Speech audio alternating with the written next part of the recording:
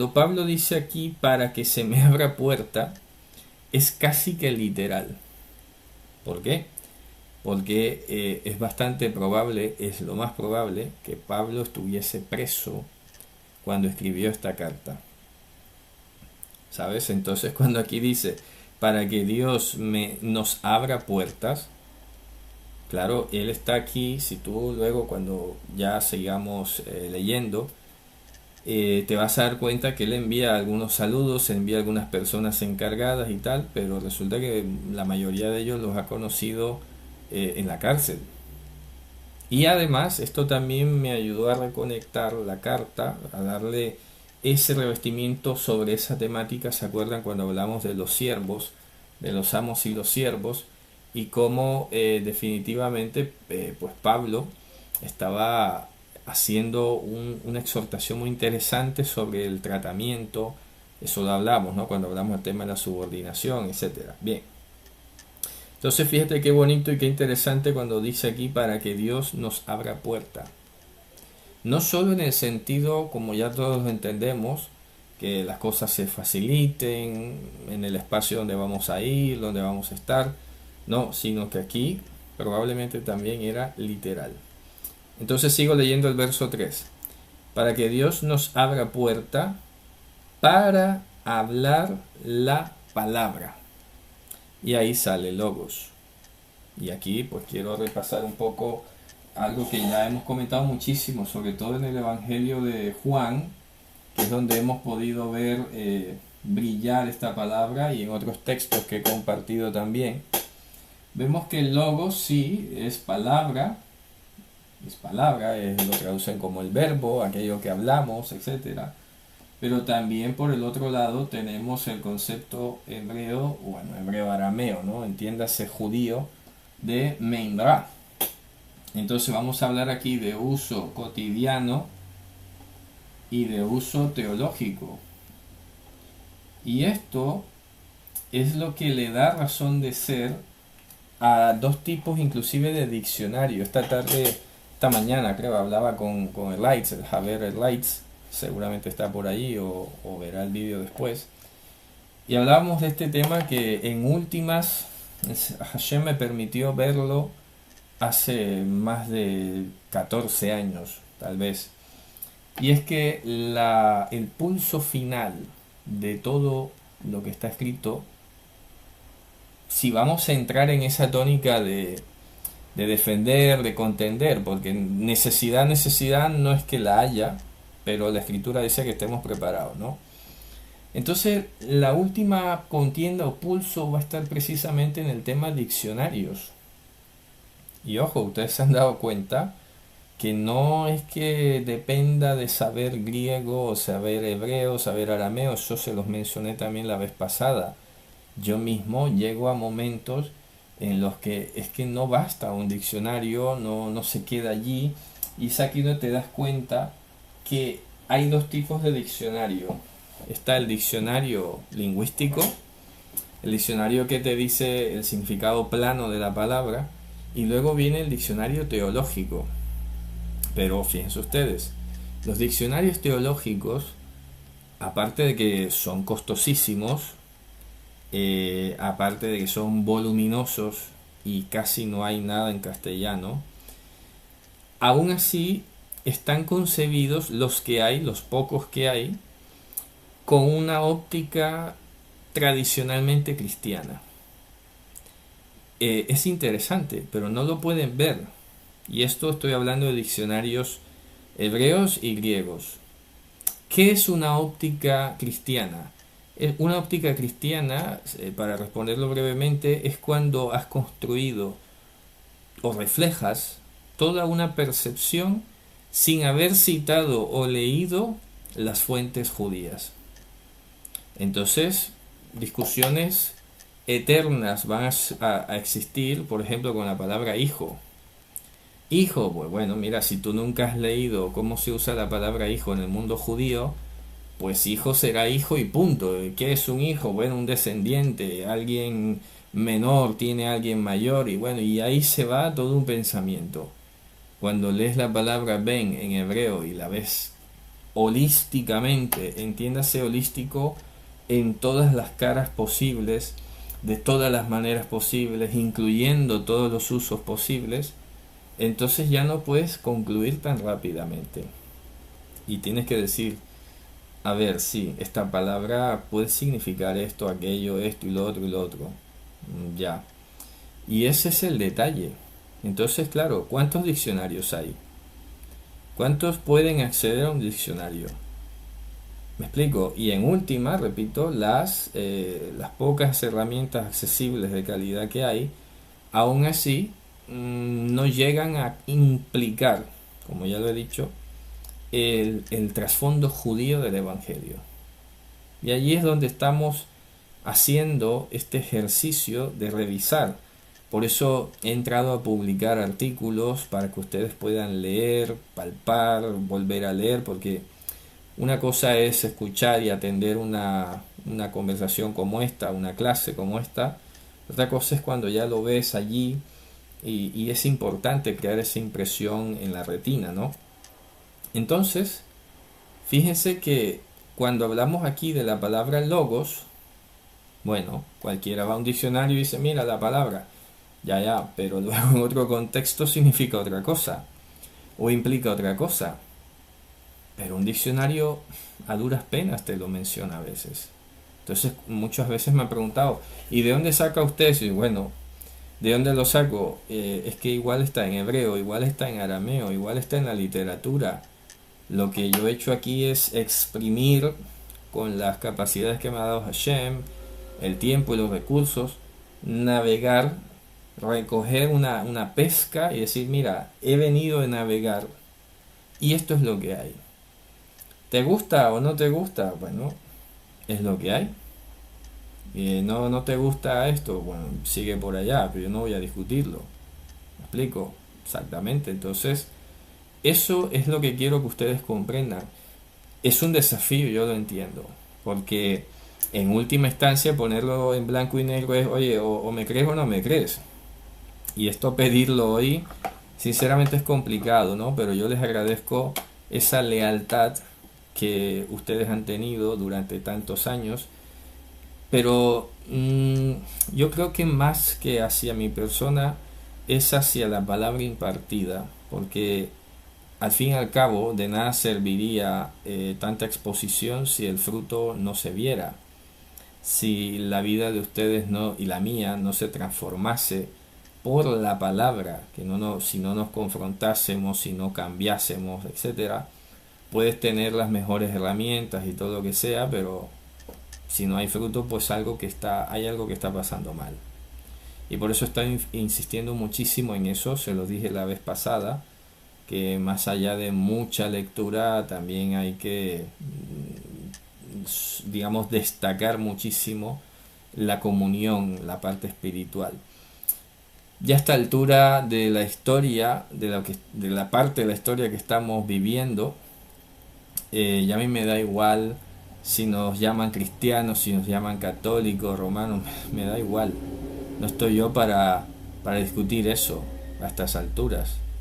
Si ellos creen que soy cristiano, pues genial, no pasa nada, a mí me da igual. Ya veremos en el largo plazo el fruto. Y miren, les voy a decir una cosa. Justamente hablando con uno de estos Javerim que he mencionado, me sorprendí muchísimo porque hay un autor muy famoso en su época, hace 20 años, cristiano, vamos, pero como él, ¿no? Una persona que cualquiera hace 20 años diría, qué impresionante este hermano. Escribió unos libros, uno de ellos se titula El sentido de la historia y la palabra profética, algo así, voluminoso, gigante, lleno de información. Y me sorprende hoy, bueno, digo hoy, pero esto me lo dijo también hace unos meses atrás, sino que hoy lo recordábamos. Me sorprende que es una persona que ya está diciendo que Yehoshua es un ser humano nacido de José y María. Y es que ese es el peligro que he estado advirtiendo desde hace ratos. Que esto empieza con un juego de lingüística, con unos matices, etcétera, pero ya sé a dónde termina esto. Y viendo que no es el primer caso, sino muchos otros, inclusive del corazón de la mesianisfera, como le digo ahora, digo, esto no es para jugar. Ustedes los conocen ya, al señor tal, que se han hecho y autoproclamados rabinos, y parece que saben mucho y escriben muchos libros, etcétera. No se mojan, es decir, no se sumergen del todo a defender la divinidad de Mashiach. Y sabes que es que no hay otra opción. La otra opción es empezar a socavarlo.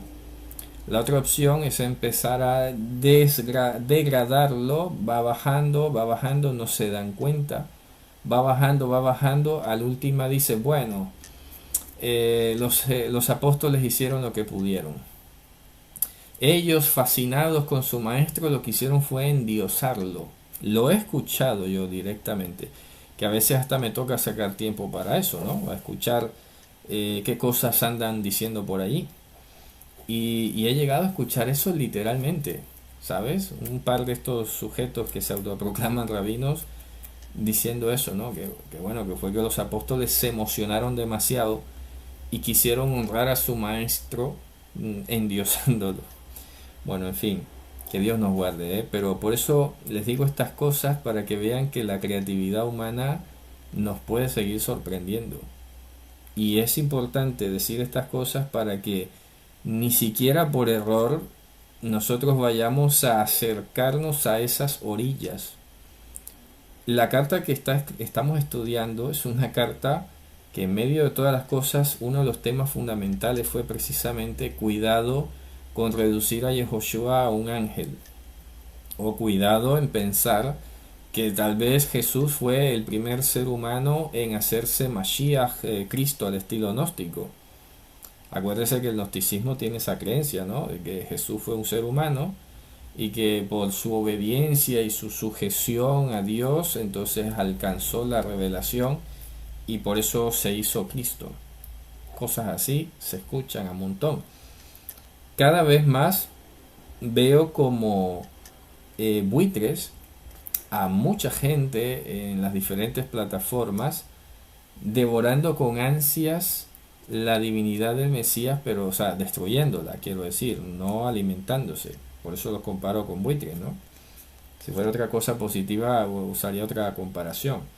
Pero desgarrando con ansias y devorando y queriendo desaparecer todo rastro sobre la deidad de Mashiach. Pero fíjense ustedes, la palabra de Dios es nuestra presa. Y será Él el quien vaya guardando a los suyos, porque está escrito, Hashem conoce a los suyos. Entonces, volviendo aquí a nuestro versículo 3, dice, para que la palabra la hable. ¿Y qué cosa dice a continuación? Ojo, que para que Dios nos abra puerta para hablar la palabra del misterio de Mashiach. Misterio. Ya ustedes saben, aquí normalmente tenemos la palabra Sod, que es la que se traduce como misterio. En griego, ¿no? Misterios. Y la palabra Sod ya saben que está en el último nivel de lectura y comprensión de la palabra, de la escritura.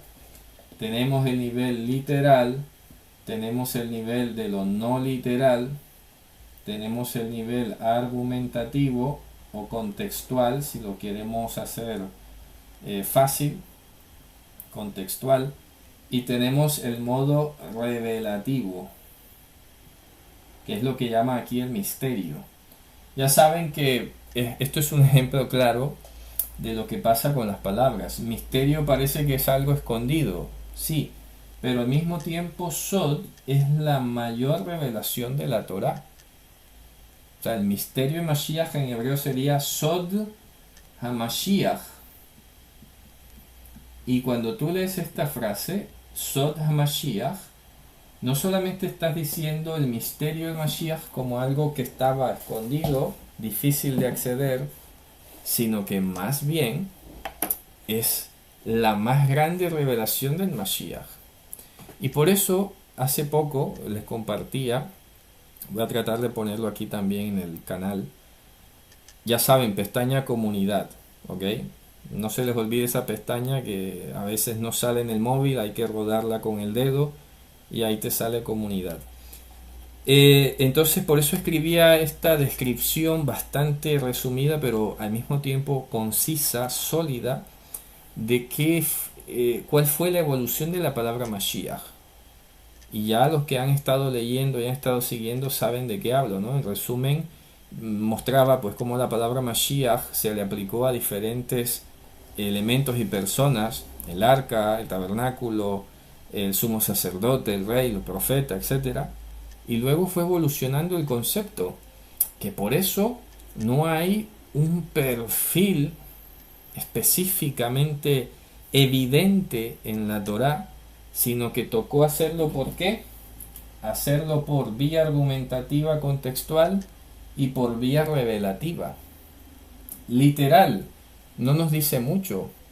Podría ser hasta contradictorio y desconcertante, como ya lo he explicado muchas veces. Que si viene un burrito, que si vienen las nubes del cielo. En lo literal puede confundir, ¿no? Luego en lo no literal, ¿será que muere o no muere? Porque esto es literal o es metafórico. Acuérdese el ejemplo de los talones del Mesías, ese artículo, ¿no? Ellos perforarán los talones de tu Mashiach. Bueno, ¿eso es literal o es metafórico?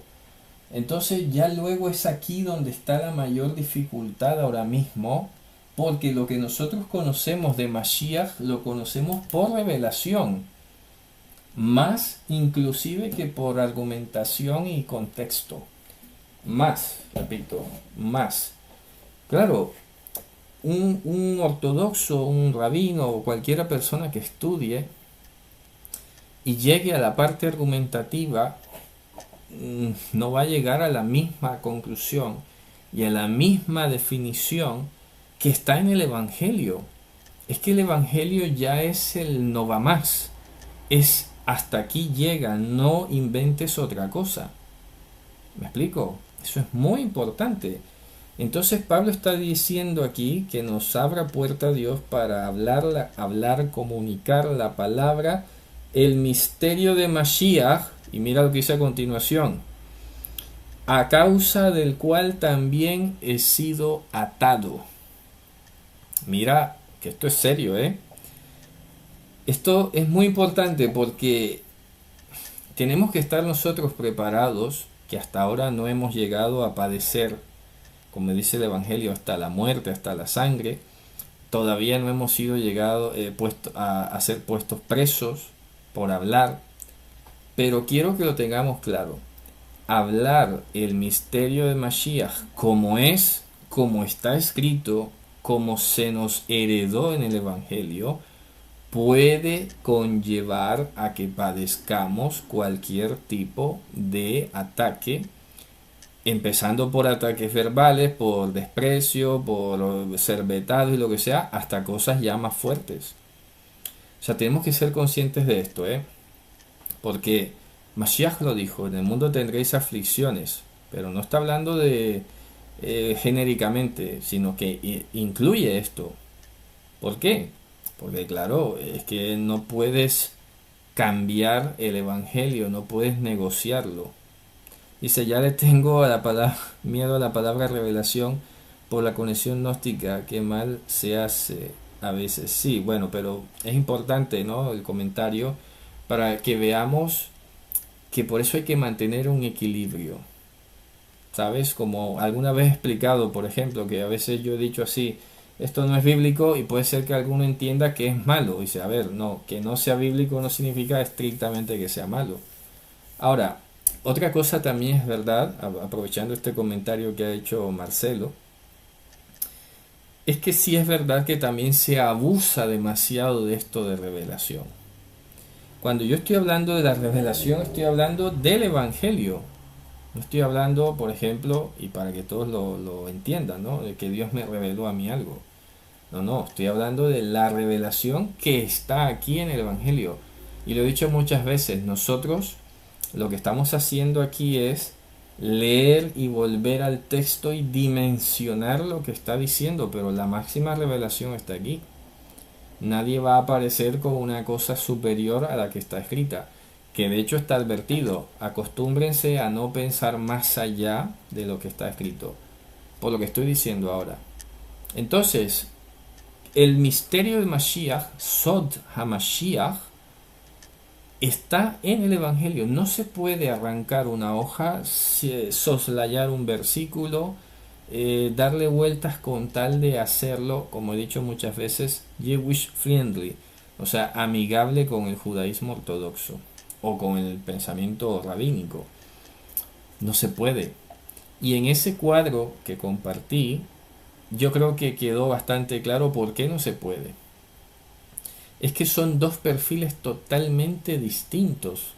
¿Qué le vamos a hacer?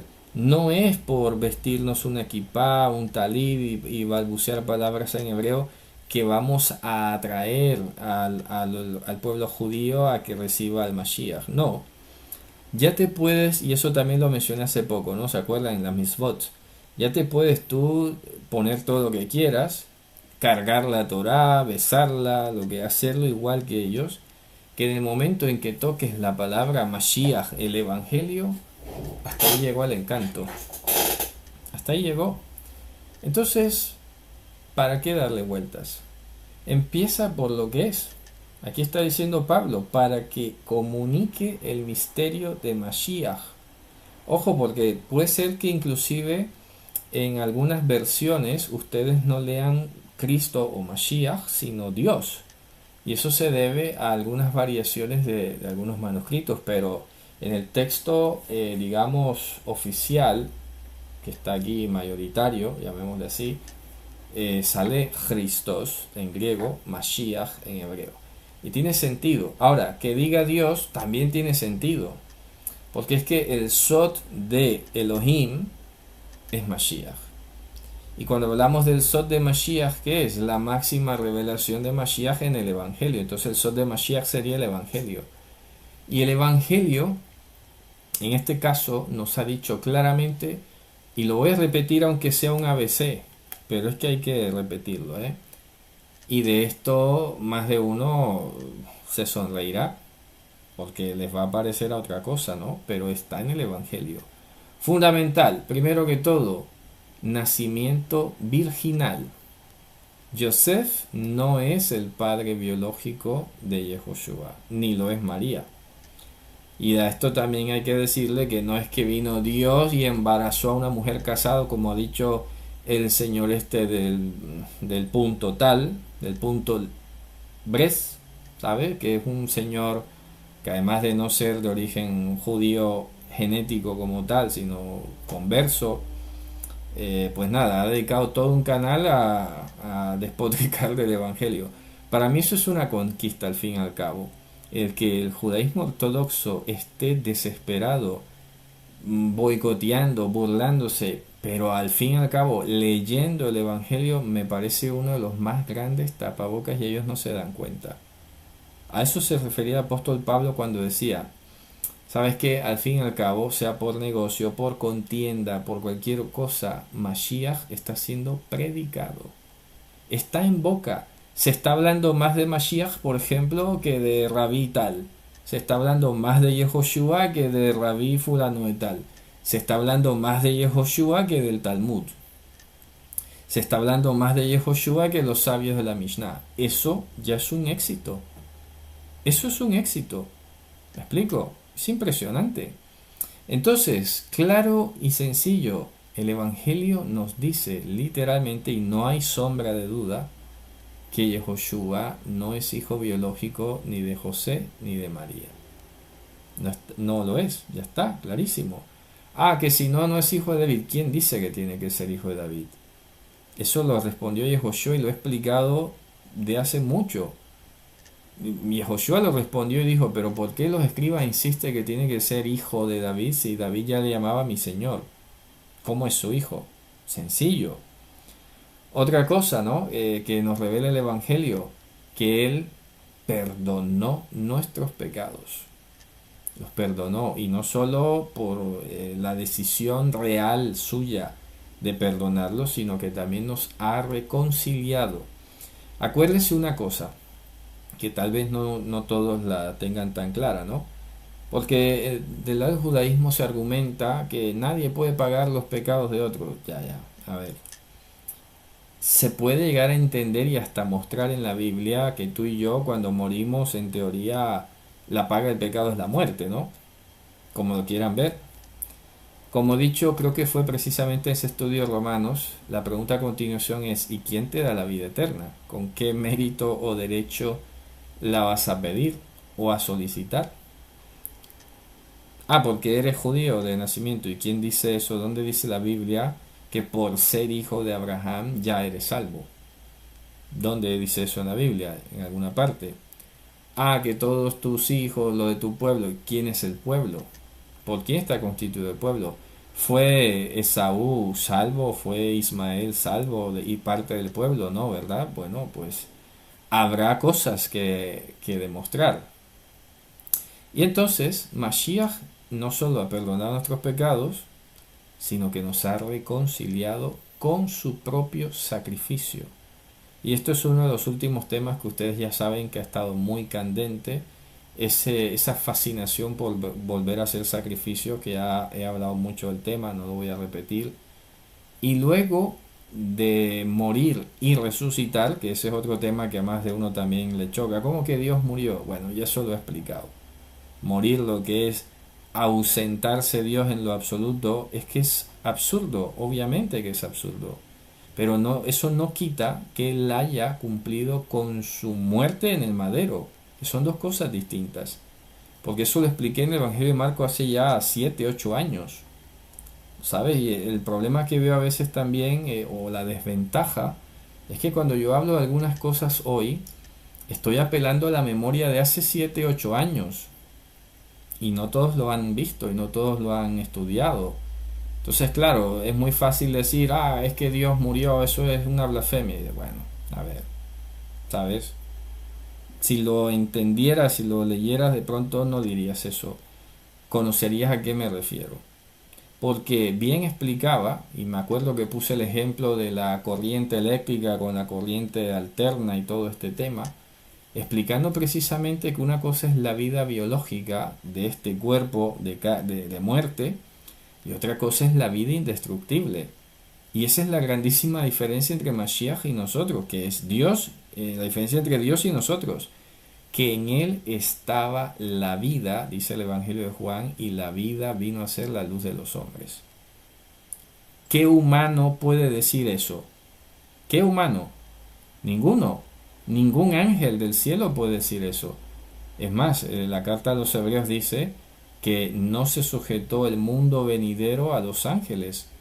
Hay alguien que es superior a los ángeles, y ya saben, cuando hablamos de ángeles estamos hablando de Metatron, que era el Hashem Katán, el Hashem pequeño según alguna literatura de la época, ¿no? Hasta donde llegó. Pues estamos hablando de cosas muy grandes. Pero se escandalizan, que Dios murió, ya saben, ¿no? Que me dedicaron un vídeo y cosas así. Bueno, me da igual. Porque simplemente hablan desde la ignorancia. Que se piensan que somos tan tontos decir cosas así, porque sí. Esto tiene todo un desarrollo. Y se lo estoy resumiendo aquí, haciéndole un poco de recuento de esas verdades fundamentales del Evangelio.